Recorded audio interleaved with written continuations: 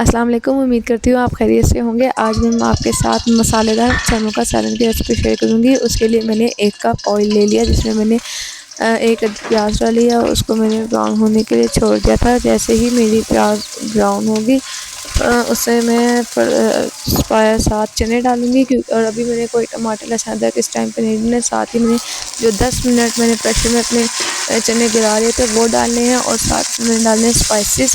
और स्पाइसेस के साथ मैंने चनों को भुनना है। भुनाई करने से ये होगा कि जो सारे मसाले होंगे वो इसमें फ्लेवर आ जाएगा, बस जाएंगे।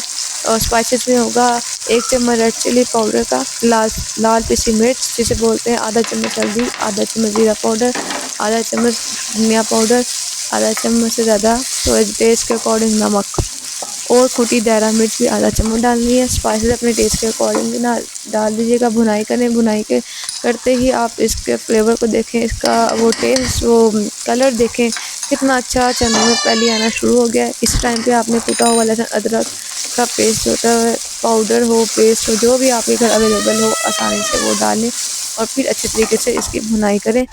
इस टाइम पर आकर आप देखें चनों ने हल्का ऐसा मतलब ऑयल ऊपर आना शुरू हुआ, तो आपने 1 से 2 अदर टमाटर लेने हैं नॉर्मल साइज़ के, उसका बनाना है पेस्ट, और पेस्ट भी आपने इन चनों में डालना है और फिर उसकी करनी है भुनाई।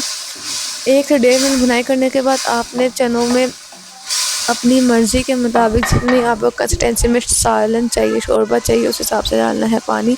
आधे कप से कम मैंने पानी डाला था, क्योंकि चने की मिकदार जो थी वो थोड़ी थोड़ी थी।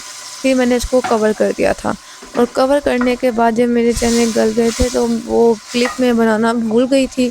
तो मैं आपको जस्ट इसकी फ़ाइनल लुक ही दिखाऊँगी। उसमें मैंने जब इसको कवर से हटाया तो उससे पहले मैंने इसका बारीक कटा हुआ हरा धनिया, हरी मिर्ची डाली थी, और गरम मसाले का 1 चम्मच डाल के 2 मिनट के लिए कवर कर दिया था, जिससे ये बहुत ही मज़ेदार बने थे। उम्मीद करती हूँ मेरी ये झटपट से फटाफट सी रेसिपी आपको अच्छी लगी होगी। अच्छी लगे लाइक करें, शेयर करें, सब्सक्राइब करें। अल्लाह हाफ़िज़।